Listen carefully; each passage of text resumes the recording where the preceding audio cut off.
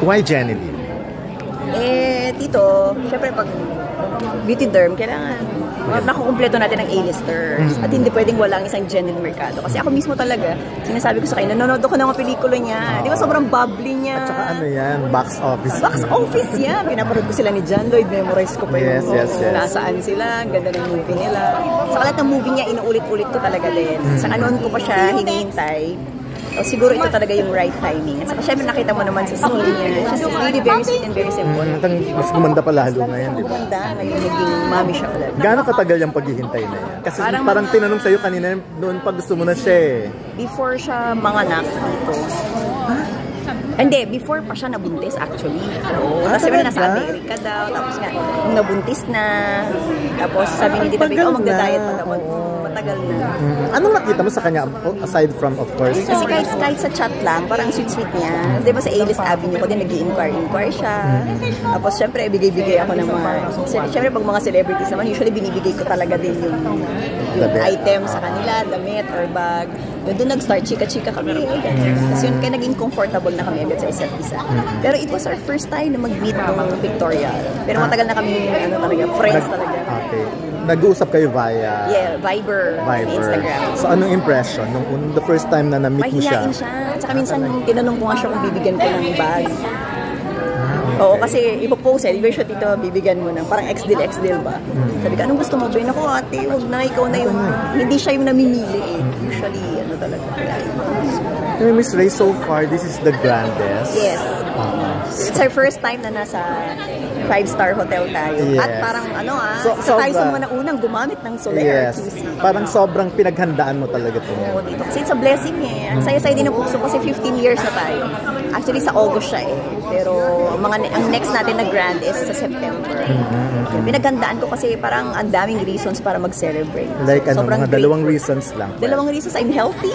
Diba? Healthy tayo. Beautiful, sexy. Nakakapagpabigay pa rin ng scholarship. Diba? 15 years at sabi ko noon, hindi na ako na endorser. Patuloy pa din. Diba? Siguro talagang ito talaga yung naging mission ko na nga. Hindi lang sila tumutulong sa akin para endorse ang video. Pero nakakabigay din ng work. Diba? Sa kanilang lahat. Kaya it's really a blessing. Yun. Pero not naman because dahil si Jenny din nga, kaya ganito ka-grand. Opo, kasi sinabay natin sa 15 years talaga na. Kaya nasabay na taon na siya talaga. Pero as we welcome her, gusto ko siyempre grand din sa mga babies ko. Hindi ka titigil, no? O parang ganun lang. Kasi you keep on asking me din every press ko. Sabi ko, ano muna, pero kasi nakikita mo every now and then, ano po tayo ng iba't ibang endorsers. Hindi, what motivates you pag gano'n? Kasi yung mga kids ko dito, malalaki na sila. Actually, malalaki na sila. At pwede na mag-handle ng negosyo, di ba? And then dahil nga dumarami yung scholars ko, ang sarap kasi ng feeling eh. Napapasaya mo sila. Kahit hindi ka mag-anak, pinapag-aral ko. And then yung mga anak na employees ko, so kailangan kong magtrabaho eh. Kasi nga, marami pa akong mga so yung mga empleyado, scholars. Siyempre, number one yung mga anak ko. So, saka enjoy eh. This is really, di ba, as a marketing person talaga, parang na-challenge ako eh. Di ba? And parang napaproud ako sa sarili ko, oh my God, 15 years, di ba? And still shining, di ba? Amen. Pero sa ngayon, gano'n nakarami yung nabilang na ba natin? Hindi ko na alam dito. Nakita nyo naman yung video. Kulang pa nga yun eh. Kasi wala na kaming time na i-edit yung video. Kaming wala. Di ba yung mga na-ads, yung na-faith. Tapos nag-renew rin ang mga ibang... Nag-renew. Sabi ko nga, anong reason for renewal? Pag masipag. Oo, kahit na love ko, lahat naman sila love ko. Pero pag kulang yung post, depende sa ano.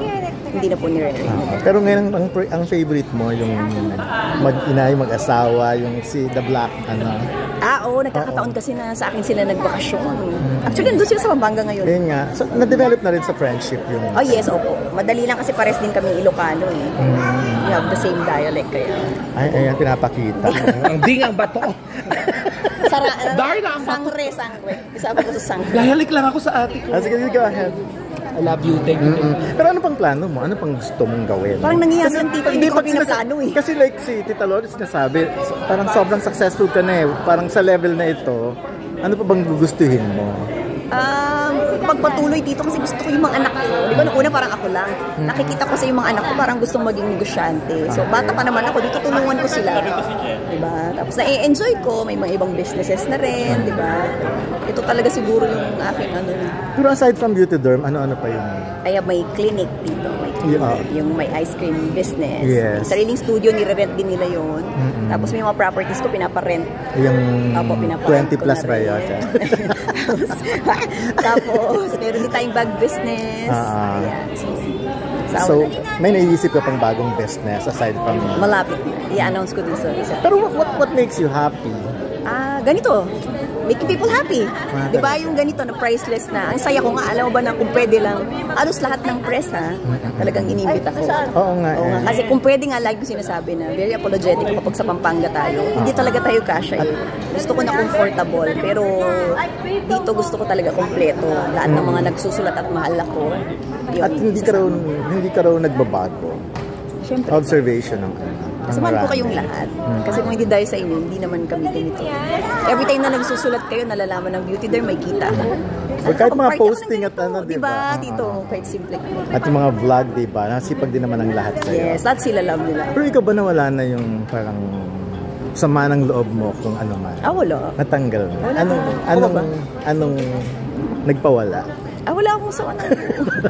Oo nga, wala naman, di ba? Grateful ako, di ba lang yung sinasabi na hindi talaga akong tatagal ng 15 years, kundi dahil sa mga endorsers ko talaga. Love ko silang lahat. Ayan. Sige. Bakit ito yung pinaka-engranding press con? Ultimate press. Because it's... Number one, it's ultimate press con. Parang comeback. Kasi nga, sabi ko nga, si Tita Becky kasi love na love ko yun. Di ba, ano yun, chatmate ko yun. Sa totoo lang si Tita Becky, kahit yung mga secrets ko talaga, literally, Tito, secret, Parang ko siyang nanay na kwentuhan ko, tinuturuan niya ako sa industry, ganyan. At ang tagal kanyang tinarget. Matagal ko na siyang, di ba, kay Tita. Kasi sabi, hindi pa pwede, kasi nasa abroad, and then, nabuntis. Ganun pala katagal yun, ano? Hindi ka pa... Taon talaga siya. Saka 15 years na taon. The ultimate. So, dapat ultimate, parang comeback niya kasi na... Oh, yeah. It's her first comeback. First comeback. Pero ano impression mo sa kanya, kay Miss Ray? Kay ate, hindi kasi noon pa lang nagme-message at nagpapadala ng mga kung ano-ano sa bahay, magnet, mga pagkain. Sabotage yan. Pero may mga tinatanggihan ka daw. Alin? Hindi. Alam mo, sabi ko sa kanya, napakabait mo. Kasi nga, sabi ko nga, actually kasi pag celebrity, binibigyan ko ng bag and then they post it. Ikaw lang yung hindi namili. Kasi, pero syempre naman, pag ex din naman, natural, mamibili naman talaga. Pero syempre. Pero ikaw talaga, kahit na ano na, di ba naalala mo, parang ako pa yung pumili. Sigurado ka bang ito na lang bagay sa'yo ito. Sabi ko, ate, kahit ano na ikaw na mag-decide. Di ba, bait talaga nito. Kaya yun. Tapos napaka-sweet niya, napaka-tahimik niya. Kaya yun. Tsaka